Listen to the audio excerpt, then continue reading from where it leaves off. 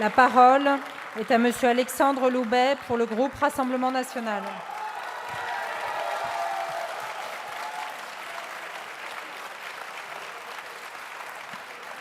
Madame la Présidente, Madame la Première ministre, chers collègues, chacun ici mesure la gravité de la situation de notre pays et la responsabilité qui incombe à votre gouvernement, mais aussi à chacun d'entre nous ici présents. Nous traversons déjà une crise sociale, économique et sécuritaire. Nous n'avons pas besoin d'une crise de régime. C'est pourquoi les députés du Rassemblement national ne soutiendront pas cette motion de censure. Je veux m'adresser aux députés de l'extrême gauche NUPES. L'heure n'est pas aux basses manœuvres politiciennes. L'heure est à l'action au service des Français. Face aux difficultés des fins de mois qu'affrontent des dizaines de millions de nos compatriotes, nous nous apprêtons à examiner un projet de loi essentiel pour améliorer le pouvoir d'achat de nos concitoyens. Même si ce texte n'est pas suffisant, nous devons voter ce texte. Et voter votre motion de censure reviendrait à priver les Français de ces mesures de soutien durant de nombreux mois et à les enfoncer, pour beaucoup, dans une précarité extrême. En réalité, vous, députés de l'extrême gauche NUPES, vous vous moquez de défendre les Français. Votre agenda idéologique et la soif de pouvoir indécente de Jean-Luc Mélenchon démontrent que vous méprisez le peuple. Vous voulez faire sauter les institutions, vous voulez l'anarchie, vous voulez l'impuissance des pouvoirs publics et la violence de la rue. Vous êtes les héritiers de cette extrême gauche qui ne veut pas gouverner, qui a toujours détesté la Ve République et qui veut la détruire. Vous rêvez d'instaurer une improbable Sixième République et en vous observant, il est facile de deviner à quoi elle ressemblerait. Avec NUPES, l'opposition ne serait pas respectée. Vous refusez de serrer la main aux députés du Rassemblement national. Avec NUPES, l'égalité entre les femmes et les hommes ne serait qu'un lointain souvenir. Vous militez pour le burkini et vous vous soumettez au communautarisme. Avec NUPES, l'insécurité se propagerait en toute impunité. Vous voulez vider les prisons et vous insulter avec vos amis Traoré, les forces de l'ordre. Avec NUPES, l'immigration exploserait. Vous voulez ouvrir les frontières et régulariser tous les sans-papiers. Avec NUPES, le matraquage fiscal s'amplifierait. Vous défendez un endettement insoutenable et des centaines de milliards d'euros supplémentaires. Avec NUPES, le réchauffement climatique s'accélérerait. Vous voulez fermer les centrales nucléaires décarbonées, mais vous n'avez aucune alternative crédible, non polluante, pour les remplacer.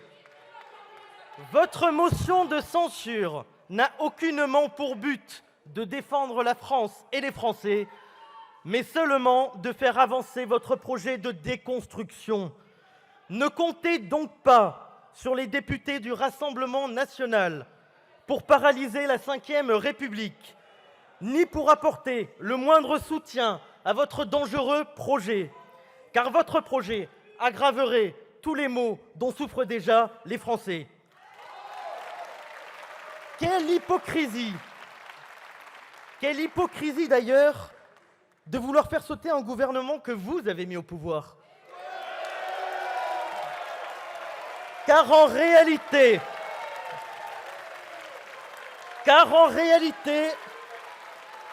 cette motion de censure est une motion d'imposture.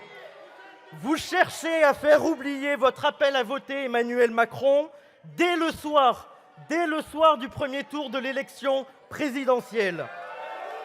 Mais nous sommes là et pendant 5 ans, nous serons là pour rappeler que vous êtes les responsables de la réélection d'Emmanuel Macron. Vous êtes et vous resterez les responsables de la mise en place de ce gouvernement. Vous êtes et vous resterez les responsables du saccage social, de la retraite à 65 ans, du démantèlement des services publics, des délocalisations, de l'insécurité croissante, de l'explosion migratoire. Vous, les Verts qui avez appelé à voter pour Emmanuel Macron, vous, les socialistes qui avez appelé à voter pour Emmanuel Macron, vous, les communistes qui avez appelé à voter pour Emmanuel Macron, vous, les insoumis qui avez appelé à voter pour Emmanuel Macron, pouvez-vous vous voir devant un miroir? Et vous aurez beau huer, vous aurez beau mal vous comporter dans cet hémicycle, nous serons là pour rappeler que vous êtes et vous resterez les responsables de la réélection d'Emmanuel Macron. Une fausse opposition. Ne vous en déplaise, l'élection présidentielle et les élections législatives ont confirmé que le Rassemblement national est bien la première force d'opposition à la politique d'Emmanuel Macron. Et regardez ces bancs, car ils seront dignes du choix démocratique qu'a fait le peuple. La détresse sociale, économique et sécuritaire des Français impose des réponses urgentes. Cette détresse serait aggravée en cas de crise institutionnelle. En ne votant pas pour votre motion de censure, nous prenons, avec les députés du Rassemblement national, une décision responsable. Nous faisons passer le pays avant les partis, ce qui n'est pas votre cas.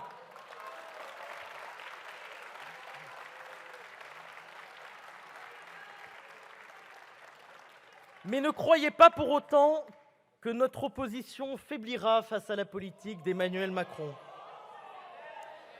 Je regrette ainsi, Madame la Première ministre, que votre intervention la semaine dernière ait été plus proche de la présentation du rapport moral d'une administration froide et technocratique que du discours de la Première ministre de la 6e puissance mondiale. Je déplore également l'autosatisfecit indécent auquel nous avons assisté et qui démontre la déconnexion des réalités d'un gouvernement borné à ne rien changer. En réalité, vos actes contredisent vos promesses. Je vais prendre un exemple. Alors que vous n'avez que le mot écologie à la bouche, et c'est très bien, vous voilà contraint de relancer la centrale à charbon de Saint-Avold, dans ma circonscription en Moselle, pour éviter une coupure massive d'électricité.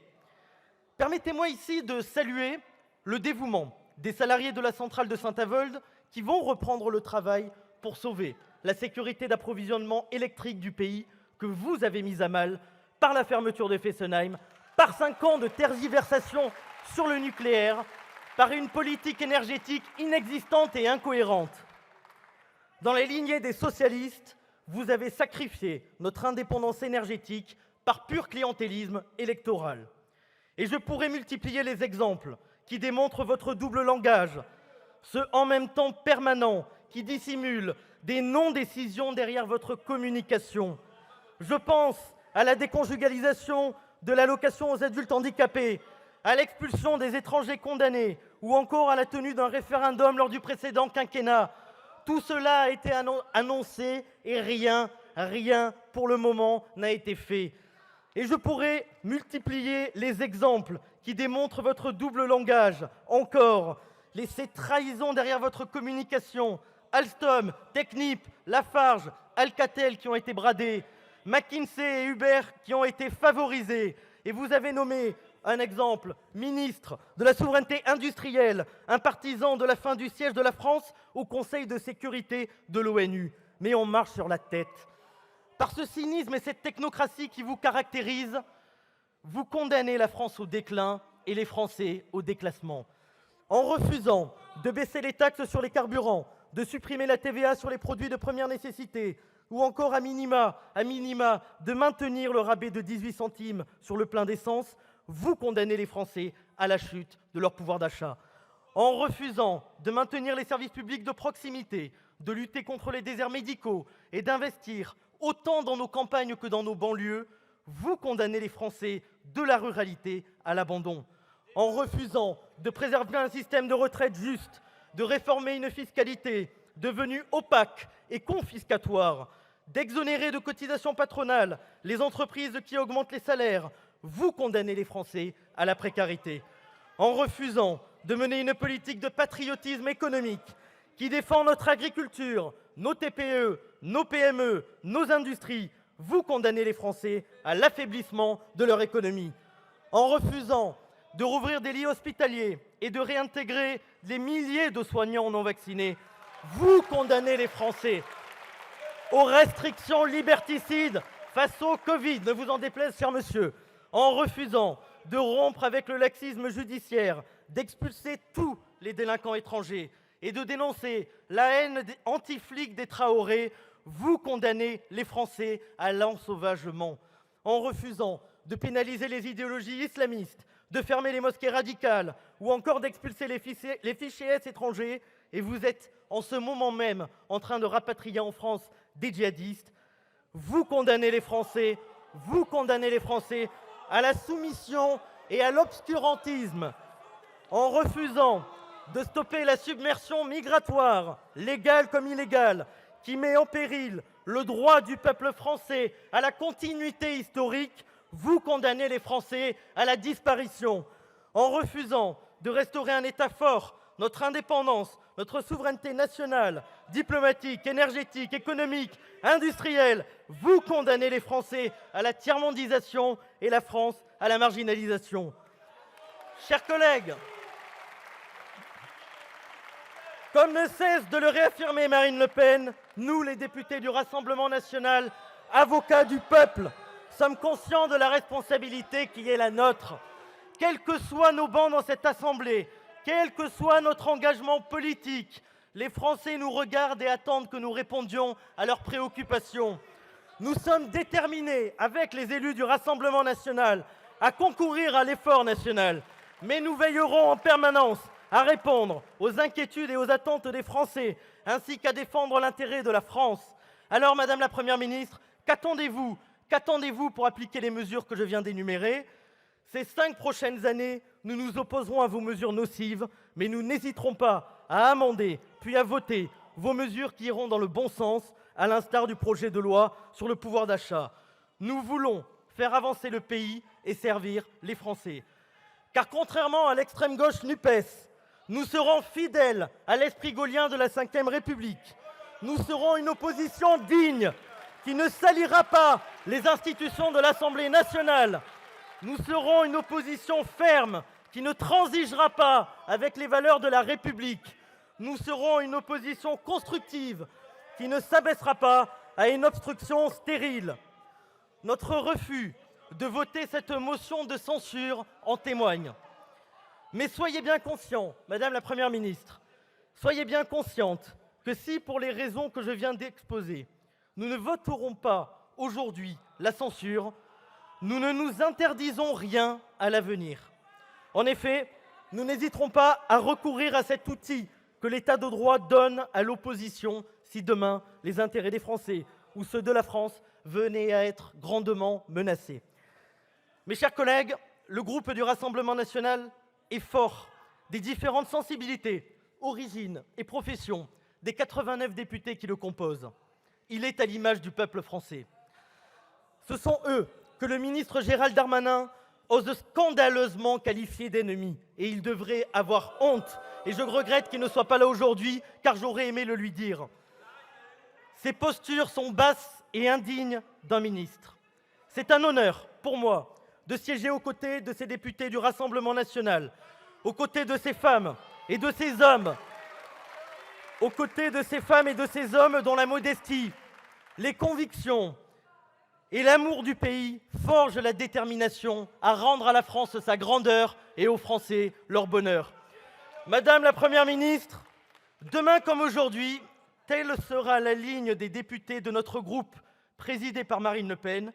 Et au nom du peuple français, nous serons fiers de défendre cette certaine idée de la France à la tribune de l'Assemblée nationale. Je vous remercie.